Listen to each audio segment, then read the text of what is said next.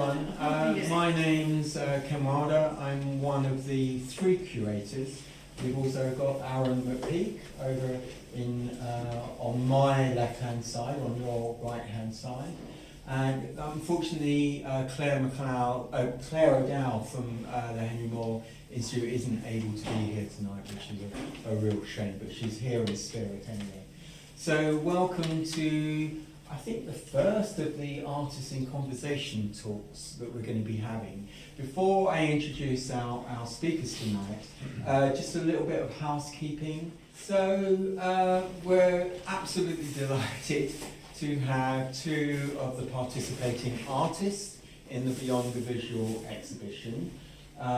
We've got on my left, we've got David Johnson, and on my right, Emilie Louise Gossiaux. And Emilie's come all the way from New York to talk here tonight. And Emilie is an artist based in New York. I think you were born in New Orleans, is that right? Yes. And studied, did your MFA at Yale School of Art.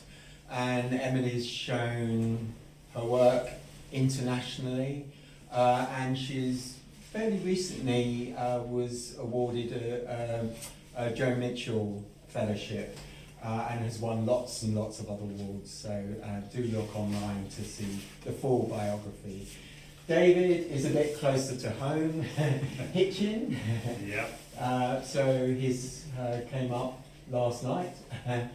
And David is an artist who's just finished a PhD at the Royal College of Art, a fantastic PhD. I had the pleasure of reading it. And David's an artist. He's also recently was awarded the Adam Reynolds award from Shape Arts. Previous winners include Aaron McPeak, Carmen Papalia. Some people might know there's a Carmen film playing down in this space during the exhibition. So it's a kind of stellar cast of previous winners. So and David has been also very much a part of the research network on which the project is based. Just very, very briefly, I just want to say a little bit about Beyond the Visual. It's not just an exhibition. The exhibition has been based on a research network that started just before COVID and ran for 2 years, working with the Wellcome Collection and also Tate, Henry Moore Institute, Shape Arts, Vocalize, and Disordinary Architecture. So we had a fantastic group of partner organisations, and that was a gathering of a kind of multidisciplinary team of artists, curators, psychologists, philosophers, architects, to bring people together. Many of the people involved were blind or partially blind, as both of our guests are tonight. And out of that project, we came up with the idea of having an exhibition. So we had a kind of talking shop in a way, and we wanted to somehow demonstrate some of the themes that were emerging through those discussions. So Aaron and I have been in conversation with Claire O'Dowd and also Lawrence Sillars at the Henry Moore Institute, and we decided we wanted to put on an exhibition here. And just when we decided that, there was a call from the Arts and Humanities Research Council for an exhibition fund. There was 1 award. They ended up giving 2 awards. So it was a national call, £250,000. So it was a kind of significant grant. And we won it, which was fantastic. Wow. So that enabled us to extend the scope of the exhibition to include a research season, and also a whole series of public engagement activities, and to make the exhibition an international exhibition. It gave us a little bit more money to actually be able to get works from Australia, where Fane de Vie is based, from the States, from Spain, etc. Jennifer Justice also coming from Spain, from Canada, Colin Van Uchelen. So we have a fantastic international lineup. So hopefully people, has anyone not been to the exhibition yet? Yeah, okay, so we're going to just show a few images which I'll audio describe. All the photographs of the exhibition by Jan Crawford and Rob Harris. And so this is the exhibition. This is what you see from the outside of the building, a large text with beyond the visual, and then brow text underneath. This caused some controversy with the person who was translating brow. You can't have non-functional brow, but we said we have a blind artist whose idea it was to have non-functional, and he's well aware of the irony involved in having non-brow text, and then they shut up and agreed it was a good idea. We've also got, and the brow actually reads sculpture, and then that's repeated onto the steps in an attempt to make these black granite steps, not the most friendly in the world, a little bit more visible on the outside space. You come in to the exhibition space, and one of the things that's fantastic, and you see here one of the docents, one of the gallery attendants, actually Yasmin, taking someone around the exhibition who's blind with their guide dog. And the docents have been absolutely fantastic. We've got such a good range of people working upstairs, and it's become a really interactive exhibition and really welcoming. Lots of the feedback that we got has said how welcoming people are, and they really, some of them are here tonight, but they really feel that they're part of that exhibition, which is fantastic. And the exhibition, all the works in the exhibition invite touch, so we can actually touch a Henry Moore inside. You can normally touch them outside, but not inside, and that was a great achievement. And on the right, we see someone interacting with these panels from the blind pyrotechnician Colin Van Uchelen, who's going to be doing a talk in April. He's coming over from Canada. So he designs firework exhibition displays, even though he has no sight whatsoever. Here is someone interacting with one of the Lenka Clayton's pieces called Sculpture for the Blind by the Blind. Unlike the Sculpture for the Blind, which all these pieces are based on, which is by Brancusi, which is in Philadelphia Museum of Modern Art, but in a vitrine and can't be touched. So this is a work that picked up on the irony of a work for the sculpture for the blind, but actually couldn't be touched. We've got work by Jennifer Justice, this wonderful piece called Bucket of Rain, with these wooden dewdrops, raindrops, which can, in different types of wood that can be all touched. Aaron's rings, which could be played, so that's a kind of soundtrack to the people enjoying the exhibition, playing the rings with mallets. I love this little, the guide dog's kind of nose just appearing at the bottom of the image, looking at the very intrigued by these rings being played. This is my own piece, a rotating piece called Pendulum, that can swing at speed, but in a gallery is tethered in its polite state, but occasionally I demonstrate it in the gallery if I'm let loose. The kids love that. The kids love your piece. And one of the things, this is an exhibition, a slide that shows work by David and a work by Emilie, which I'll show again. But I think it's important to say that one of the design moves that we did was to reverse. In lots of galleries like Tate Modern, you go in and there's things on the floor that define a zone you can't enter, where there's a sculpture piece. And we thought we'd turn that on its head. So we have these black carpet squares. So if you feel a black carpet under your foot or with a stick, with your white stick, you know that actually you can reach out and a work will be within brass. So it's a kind of invitation to touch. So it's trying to invert that convention on its head. And finally, and then I'll shut up, we've got a fantastic work by David that will come up in the discussion, Nuggets of Embodiment. Is that's the right title? Yeah, I've got a terrible memory, so I sometimes forget. Which, just to describe the image, is a series of seemingly biscuits, although you can't eat them because they're made in plaster. And some of them are in a black biscuit tin, and some of them spill out. Some of them are glued down, and some of them free. David's quite happy if you steal the odd biscuit or two. He's all in favour of it. But you can do a kind of review of the exhibition and get a free one anyway. So we've got something like 600 or 700 feedback forms, which is like astonishing. And on each of the biscuits is a brow text, and then the equivalent in Roman text underneath, and they are words that range from amnesis to attunement to comma to currency. I think that's it. Apex, apex. Yeah. Apex, yeah. Mustn't forget apex. So this will be something that will come up in discussion. David's got another piece. He stole my table. This is my dining table.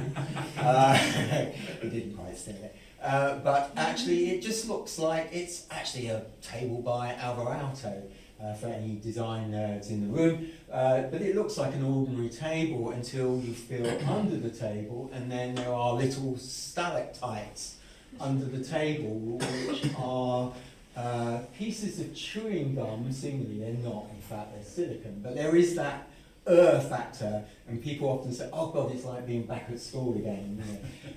But the pieces of silicon actually in brow spell out in oversized brow inhibitions. And this is a work that challenges inhibitions. It brings people together. We love the way that in the gallery people sit around this and think, well, where's the artwork? And then suddenly they realise, and then as they reach under the table, their hand touches someone else's hand, and it's awkward and embarrassing, and laughter ensues, and then a conversation ensues, which is what we think the exhibition is all about. And then finally, Emilie's Dog Gal, which is an iteration of one of the earlier iterations was shown in Plain Sight, which is that fantastic exhibition at Welcome, curated by Laurie, who's at the back of the room.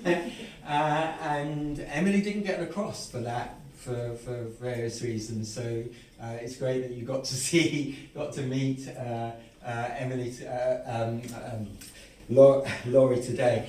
The Dog Girl is kind of Barbie size, I suppose you could describe it, doll size. It's a figurine which is a hybrid of Emilie herself and her guide dog that sadly died not too long ago, called London. And that's going to be one of the themes of the conversations of Emilie talking about her relation. So it relates to all these hybrid figures. It's like an Egyptian figure, one of those Egyptian figures, gods that are kind of hybrids of human and animals. But that's enough with me. I've probably overspoken anyway. So we're going to open it up to the two speakers, and I'd like to ask them first to, in a way, just to respond a little bit maybe to the exhibition and to each other's work. And then we've got other things that we think we might like to explore. So I don't know who wants to kick off. Emilie, do you want to kick off? Sure. Yeah, so thank you so much for inviting me tonight to speak, Aaron and Ken, and it's really been such a lovely visit here in Leeds at the Henry Moore Institute. It's my first time in Leeds. Anyway, the exhibition that you curated, Ken and Aaron, is just, it's wonderful. I'm so proud to be a part of it, that everything is, I have not been to a museum show where everything is allowed to be touched and interacted with in more than one way. Like, it's a very multi-sensory show, and it's really also very thought-provoking. You know, you don't just experience it through touch and sound and smell, but also with your body, and with like some of the pieces in the show is very much like about listening, you know, about the audio description, which is another really fabulously done part of the exhibition. And one of my takeaways from the show is just how, you know, my work, the way I work a lot with my partner Kirby, and it's collaborative, but also the way I work with London, I also described it as a collaboration between myself and my guide dog, London. You know, she really inspired me in all my work. And one of the things that I love so much about this show is how collaborative it is with the audience and also the makers, you know, and David, I wanted to, you know, talk to you about your process and the way you collaborate with your companion, or with Emma, sorry. And I guess I'm really curious about your process, and you know, where, if it's all right if I ask the question now, it's like, where does your work begin? Like, does it begin, for myself, it begins with a drawing, for example, but for you, like, is it an experience? Is it a word? Is it a sentence? Is it, yeah. Yeah, well, that's a good question, and yeah, I mean, my way of working is, I think it's, generally speaking, it starts with an idea, often a very sort of abstract, unformed or undeveloped idea that sometimes just, I don't know, comes to me when I'm just walking around, or when I'm thinking, when I'm reading sometimes. All sorts of places ideas come to me, and I guess that's true of everyone.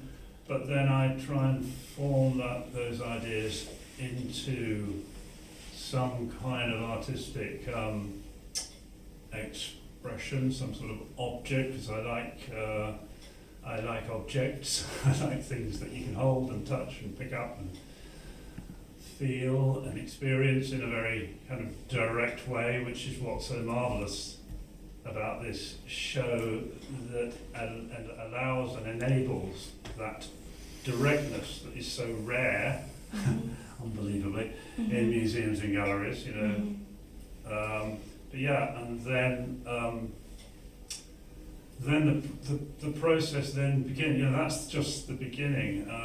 As a totally blind person that's keen on making things, I always need someone and want someone to help me, because a lot of my crazy ideas require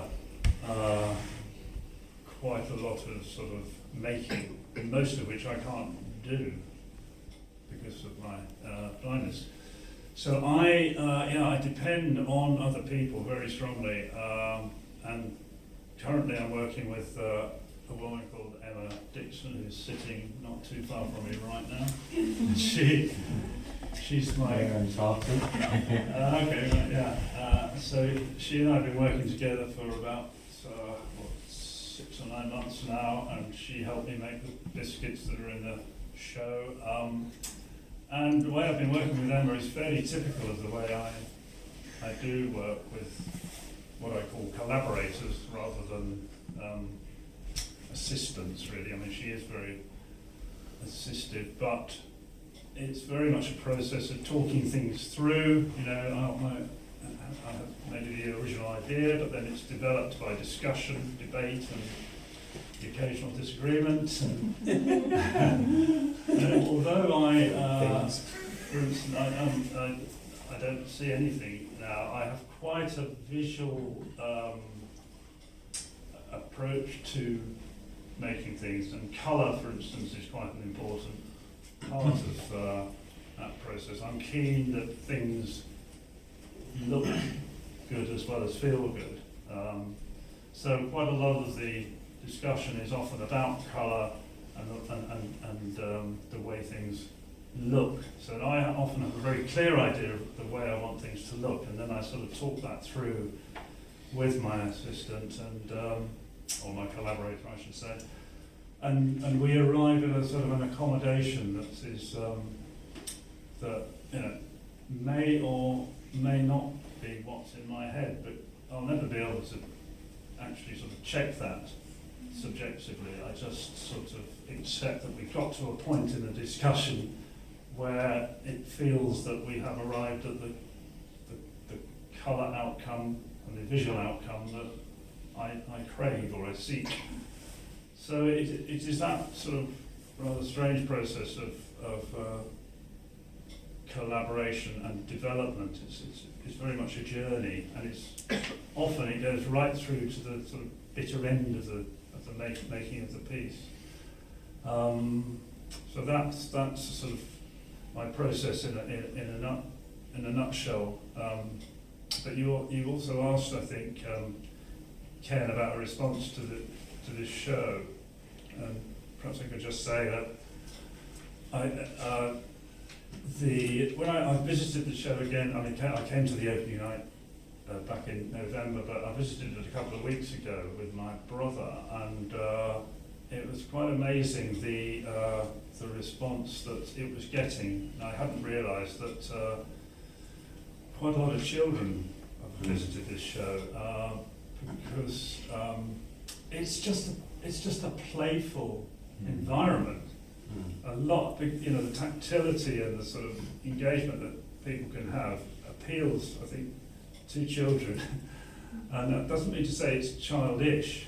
It's just of experience, isn't it? It's of direct experience, which is what children, of course, love, but adults do as well. So I think it's that playfulness that I think is really coming to the fore in what I experienced a couple of weeks ago.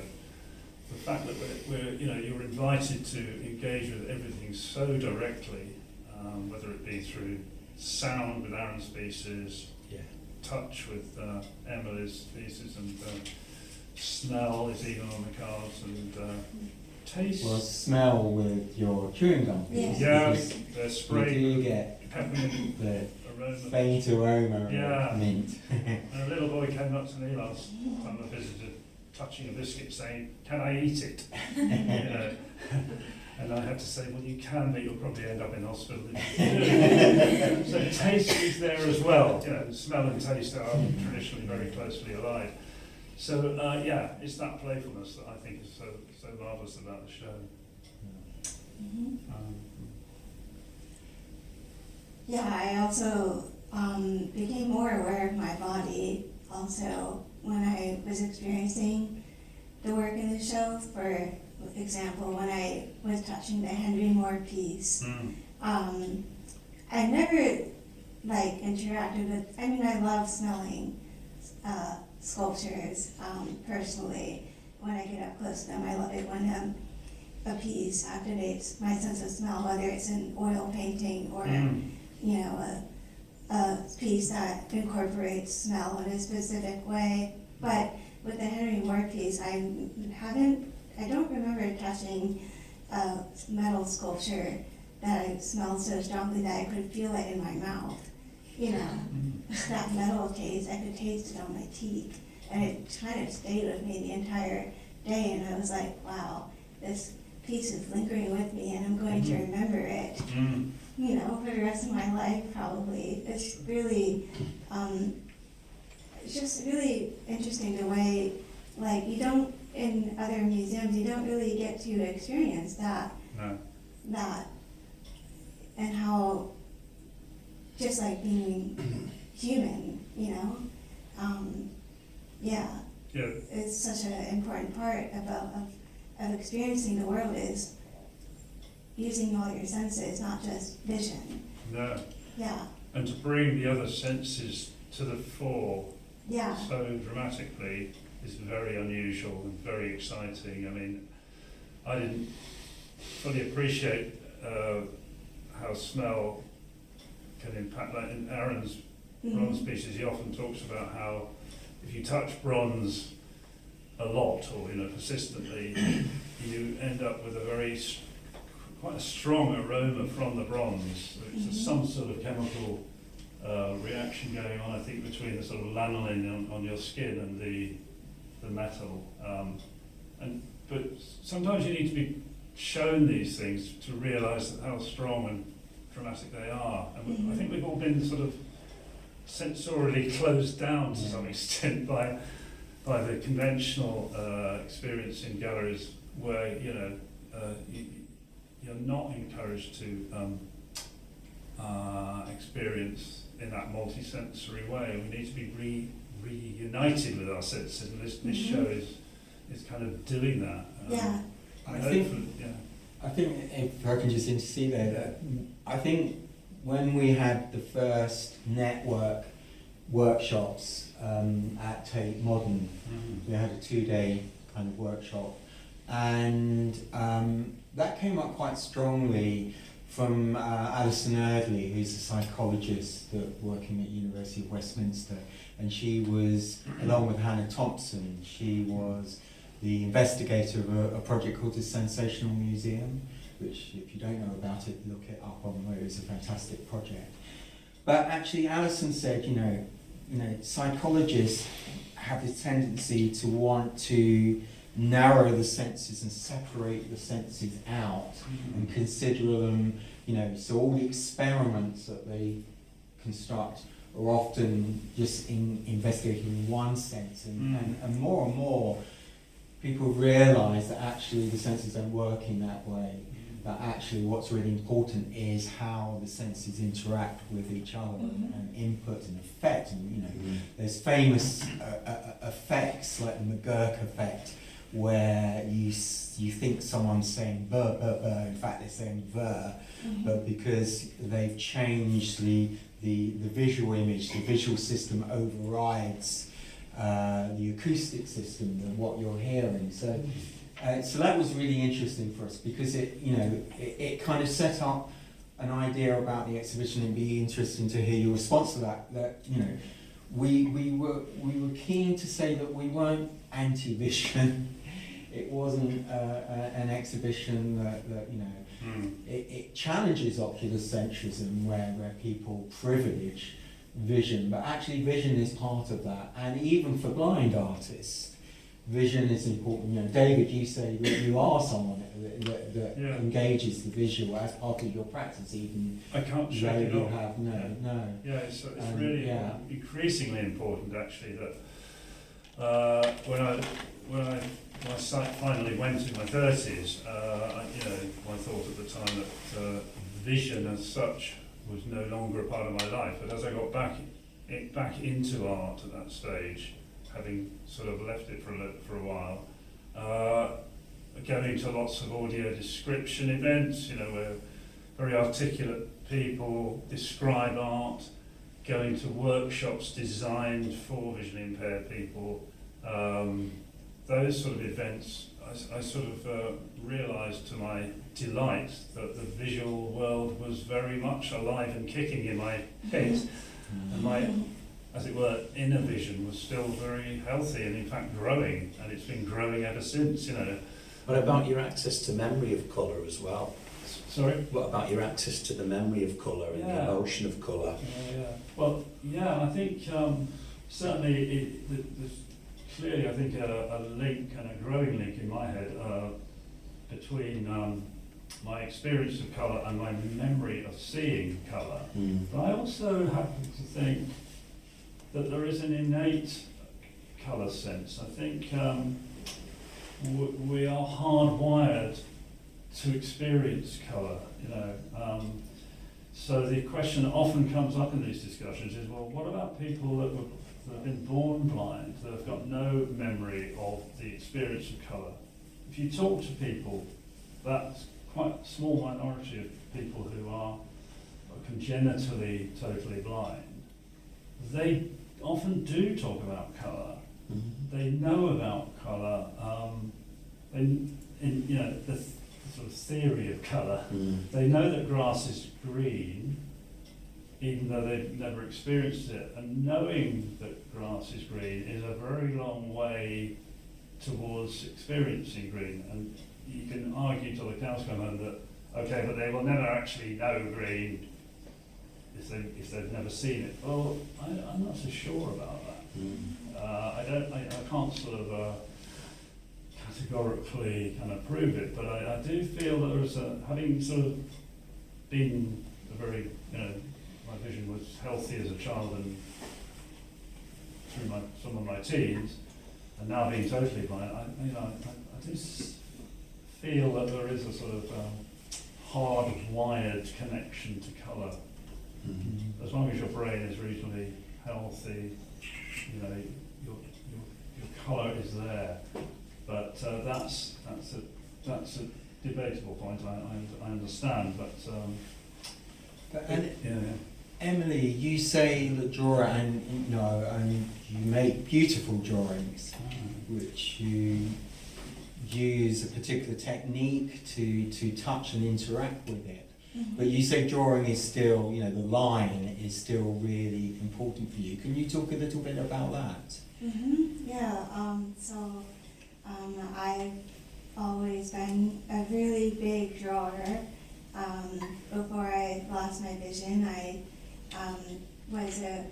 drew religiously in my sketchbook, and I have developed a way to draw, so I became blind in 2010, and it wasn't until 2018 when I began to feel like I got my sense of drawing back, where it was, so I'll describe my process first. And so I have a rubber pad that I place underneath my paper, and then I draw with a ballpoint pen, and when I draw into the paper over the rubber pad, the line pops up from the paper, so it becomes tactile. And a lot of times people look at it and they describe it as like a blind contour drawing, because I rarely lift my pen off from the paper. So as I'm drawing it, with my right hand, I can feel what I'm drawing with my left hand. And so after I finish my drawing, I like to color my drawings using Crayola crayons, because the waxy texture of the crayons, I can feel the residue with my fingers. And I have organized all my color crayons into little envelopes that I mark with Braille, so I know which color I'm picking up to use. I have an idea in my mind of what color I want to use as I'm drawing. But anyway, I found that I still have that muscle memory, like drawing by touch. It's just was like, it felt so natural, like I got a piece of myself back, that joy. So imagery is still really important to me and my work, and I am a visual artist, even though I can't see.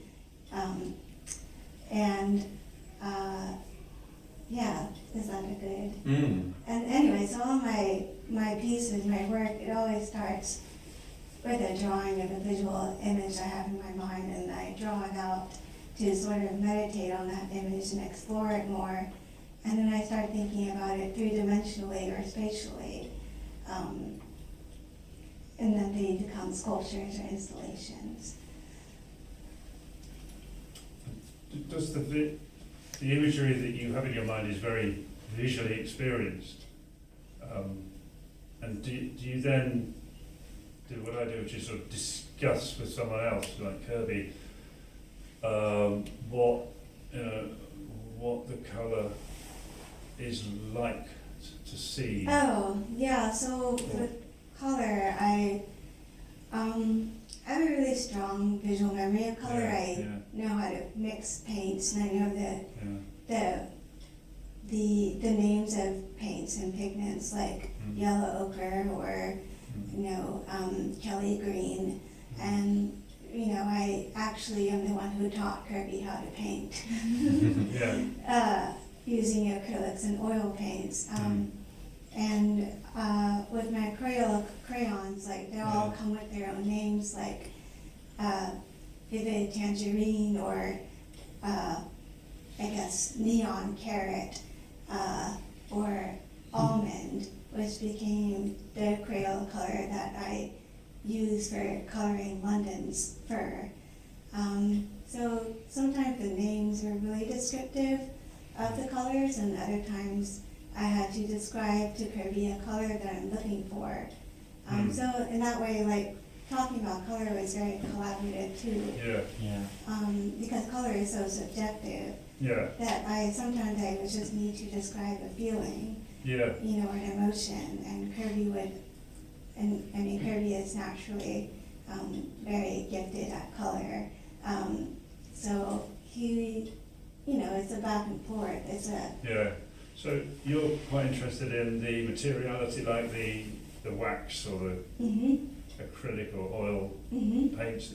I think I'm more interested in the effect of colour. I mean, I will talk a little bit to Emma and people that are helping me about the material that we use, but I think it's more about the effect that the colour has on you that I'm interested in. So I think words are more important as a way of expressing those effects. We were discussing earlier about red and blue and the emotional effect that those colours have on you when you experience them with your eyes, I guess, and in my case, and maybe your case as well, internally. There is this weird phenomenon which is called aphantasia, where some people don't have that inner mind's eye that we've been talking about. And I find that personally, I need access to that. I find that really hard to understand, not being able to visualize inwardly. It's almost like an inner blindness. I would describe it as. But I came across this phenomenon quite recently while I was doing my PhD, actually, and been in conversation with someone who's got this apparently, to my mind, weird.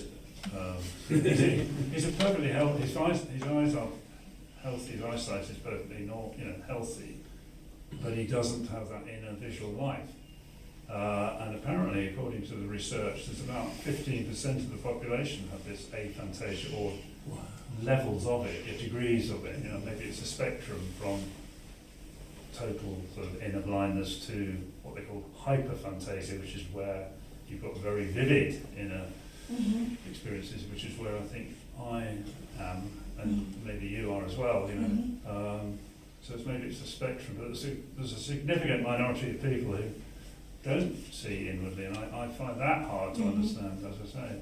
But as I say, you sound as if you work from the physicality of the materials as much as the discussion. I think that, I do think about the materiality of paint and color. The difference between the feeling of an acrylic. Because I paint my sculptures. I use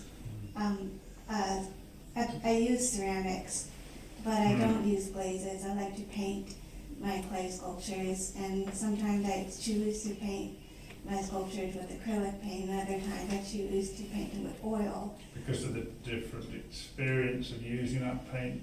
It's the difference of the way they look. Yeah. The acrylic paint has like a plastic look to it, and the oil paint to me always looked more like skin. So there's more of a depth to oil painting, I feel like. And there's a different texture as well. But, Come back to this idea of muscle memory. Yeah. Because I think that's one of the things that, as this project has gone on, I'm a sighted artist, but work very closely and collaborated with Aaron on pieces before. We've done work together in a way which is where the origins of the project came from, you know, as practitioners, and I think it's very distinct, this project, because it was initiated by practitioners. But something that's become clearer to me as the project goes on and talking and meeting a lot of blind artists, you know, is I think this idea of being able to touch a work puts you in a very different relationship with the artist's own muscle memory. You know, I thinking, for instance, Lucia Beisneck, the fantastic marble sculptures upstairs.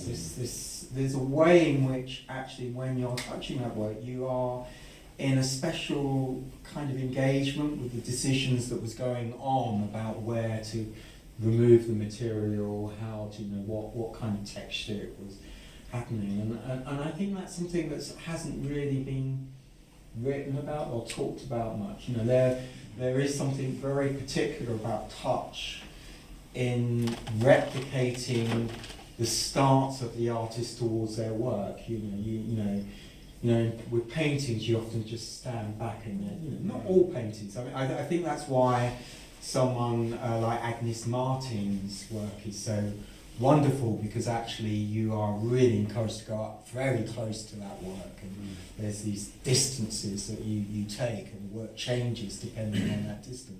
But there is something about touch that is very particular about actually replicating the artist's own creative process. Do you think that's true? Is that something that you're kind of aware of, you want people to experience when they experience your work? Can you ask that question? Well, do you think you're very interested in how the beholder, I like the term beholder because it's non-visual, you know, but how the beholder orientates themselves towards their work, and how that might replicate your own experience of working, we found out today that actually Dog Girl, because I wasn't sure if it was a cast or whether it was handmade, and it's handmade, and that immediately starts to affect my kind of reading of that kind of work, you know. So is that something that interests you? You know, the beholder might actually start to experience something that you experience with those kind of decisions as you run your hands along over the work. Right. So I guess because the nature of my piece, Dog Girl, it's made with it's hand built clay that I fired. It's ceramic, it's earthenware, and you can see the way that you can feel it too. You can feel the way I built it, like that I used, maybe you can even feel the way that I carved into. Yeah, with the eyelashes and the pubic hair, which is scratched into the surface. Yeah. And I like leaving marks like that, and then you can maybe even get a sense of where I apply more pressure to the clay, to give it maybe the knee or the elbows a little bit of a bend, So when I feel other people's sculptures, I like to get a sense of like, oh, this is where the hand was, where he left a mark on the elephant trunk or something in Barry Flanagan's piece, or how Barry Flanagan is fantastic. Someone was saying, we did an audio description of it, so someone said you can almost get your fingers underneath that kind of surface, and there's something wonderful about that. Right. So I like to think about like how the artist led the process of the making and where the artist's hand was. Yeah. And how you understand that without touching a sculpture. I don't see how you visually really you can connect with that making process that we're talking about without touching it. And yet it's so rare for you to be able to touch things in a gallery. And famously, Barbara Hepworth said, "You don't understand my sculptures unless you touch them." I think Henry Moore said something similar. So to prevent people touching sculptures seems to me a complete nonsense. I mean, the forces that have driven people towards this kind of situation where you can't touch, I think, are more to do with preservation and sort of insurance claims and that side of things than any sort of aesthetic. I think I'm going to, at this point, open it up to the audience. If anyone would like to come in with questions or comments or join the discussion, I think. Yeah. Yes, I just want to mention a little bit about my perception toward the colors when just based on my experience taking one of my blind friend to an art exhibition before, because she was born blind, so she have no perception toward different colors. So I try to associate with like the color red to like fire, like really hot temperature, like intense feeling like that, and blue like very cold, like iced mountains like in winter. I try to like associate the colors in this kind of ways to describe them. I don't know if this makes sense for you, David and Emilie. Do you think this kind of description, it helps, or is quite personal, depends on who that person is? Like associate with more like temperature or like more more descriptive or more emotional things, like this kind of narratives toward colors or more like visual expressions. Should I? Yeah. Yeah. So, I think what you talk. Yes, I think to some extent I think it's a personal thing, but I think generally speaking, people are very sort of open to this idea of what they call synesthesia, where one sense talks to another sense, or there's a strong connection between the various sensory modes. So for me personally, if I get a good audio description of something, then associations like you're saying are a very powerful way of generating that visual experience. So we're talking about sound being transferred to vision, the sound of someone's spoken word, cleverly couched in poetic language, where, the hot red sun or something. It does work within me very, very strongly, that using other senses to generate that visual thing. And I think it's another illustration of what Ken was saying earlier about the inherent connectivity between the senses. You can't separate them.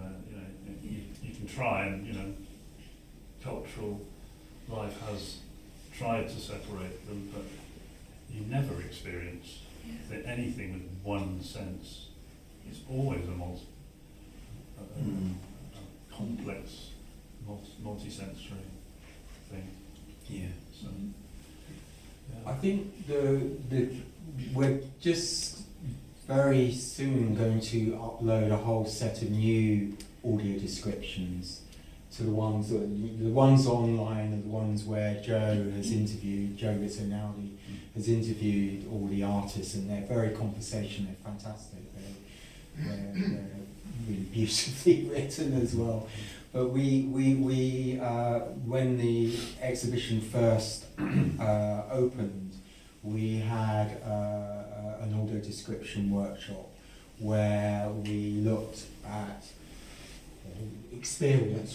felt a number of the artworks. And what was really important there was we had in each group a range of visual acuities, from some people who were completely blind to people that were partially blind, people that were kind of sighted.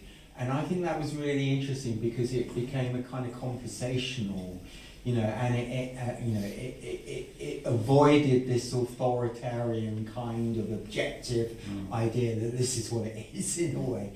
So in answer to your question, I think actually it's the dialogue around there that's become really interesting, and I think it's the dialogue aspects of those descriptions when the first people to describe the works aren't someone that's sighted, but someone that may be partially sighted.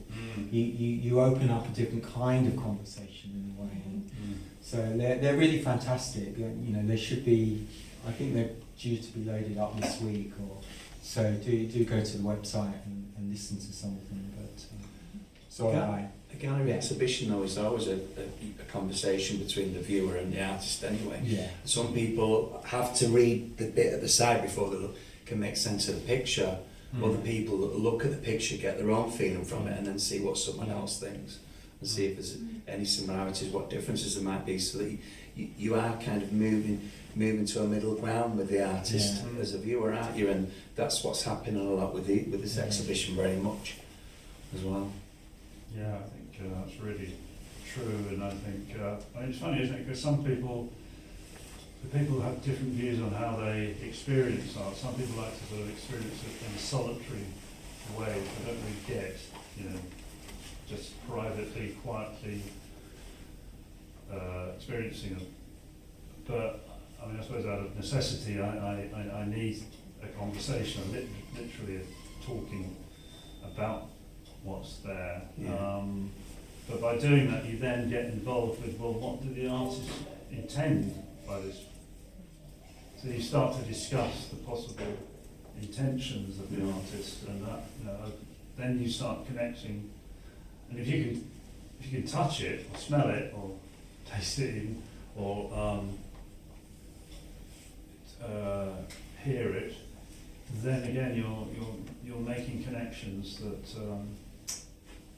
draw you into the art much more closer to the artist and their intentions. So yes, I think conversation is essential to art appreciation. Yes. On opening night, David, I realised that your artwork, there's multiple levels to your work, and participatory was a big part of it with your biscuit piece. I'm really sorry, I can't remember the name of it. Is that a opening to multiple of your works, or is it just that one piece? So the fact that you allowed the audience on opening night to be able to take away a piece, because you just said you like the dialogue of being able to discuss the work, but if they take a piece away, that goes with them.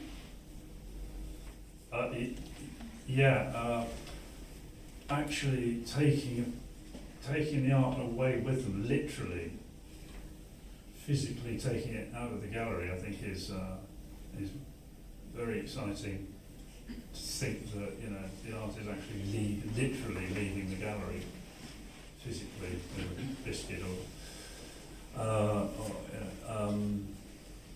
to me that's a really exciting thought, that the art literally disappears. You know, I quite like it. I mean, you know, the curators will gasp, but I'd quite like it if the biscuits all disappeared into people's homes. You know, there was nothing left in the gallery. That would be a fantastic. The beholding that Ken loves to talk about, you know, then would be, you know, it would be being beheld in people's homes, on their mantelpiece or whatever, wherever the biscuits ended up. In the bin maybe, but takeaways. It's like takeaway food, isn't it? It's breaking. I guess it's another step towards breaking down this, the walls of these sort of citadels of culture. The galleries have become like churches, sacred places where you should sort of speak too loudly and not touch anything. So, I can say that the multiple people on opening night, when I said, oh, you should go get a biscuit, everybody were like, oh, I haven't eaten yet. And then when I was like, no, you can't eat it, it's an actual artwork, they were just like, oh, I was actually really hungry then. So, yeah. Possibility of eating is quite nice. Yeah. pretty taste into it. Any more questions from you? Yes. I had a question about accessing memory to color. I think I found that really fascinating. And you also talked about senses and their interactions between them.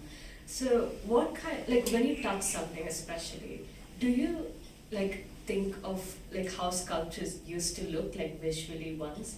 Like how descriptions, dialogues or senses remind you of color? Do you think the touch of a sculpture reminds you of what a sculpture actually is, which kind of helps in the creation of the art? I'm sorry. Yeah. Did you hear No, the sorry. question? Do you mind repeating the question for me? Does that kind of memory? The memory of Or- like an object of a- itself, like when you touch or feel sculptures or when you get to do that.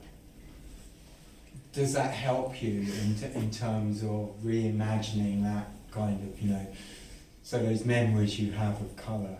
Is that Yeah. strong? Touching, yeah. Touching. Yeah. No, I rely a lot on my memory of color.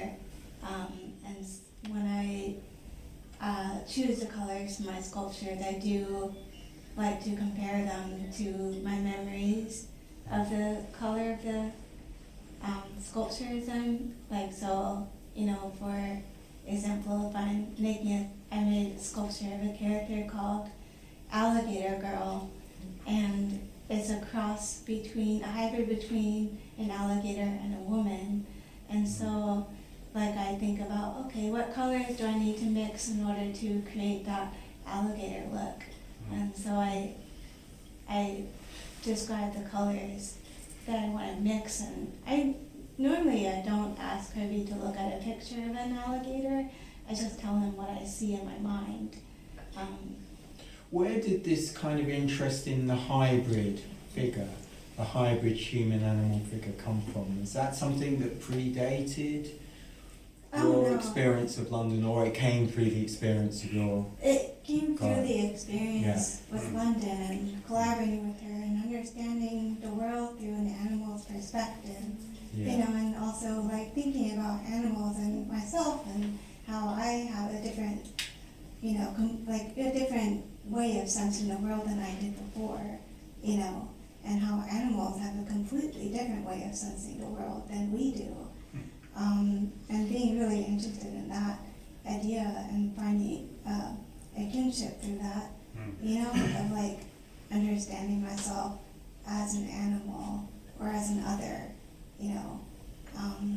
and so I found a really special relationship with London through that, and then thinking about alligators and, about how alligators share this world with us, but we think of them as vicious, ferocious creatures. We don't always think of them as being welcome and part of the human world. Anyway, it's about coexistence and finding relationships with animals that I'm really interested in the hybrid. Is it not finding that common ground with another species, which is fascinating, isn't it? Even though they are a different species, there are overlaps with us that you're connecting with very strongly. You had a very different experience with your guide Yeah. dog. We've been talking about this because Tried to kill you a couple of times. I'm afraid, my experience of guide dogging was not great.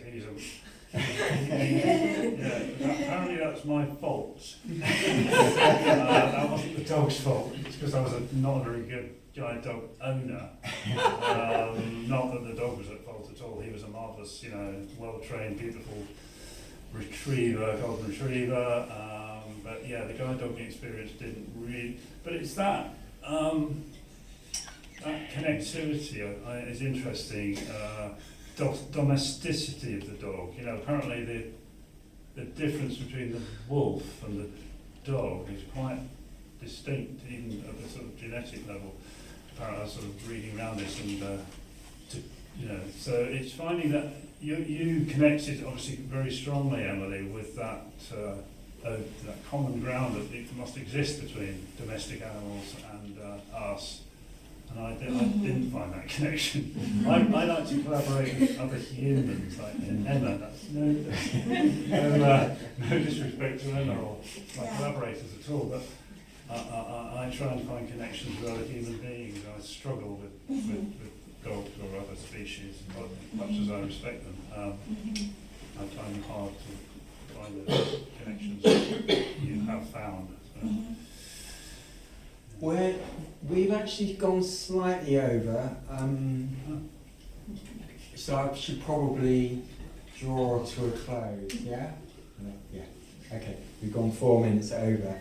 It's a shame because we could go on for much longer, but just thank you so much to Emilie and to David for a really fantastic discussion, and thank you everyone for coming on a cold night in Leeds along. And if you haven't experienced the exhibition yet, please do. It's on till April the 19th.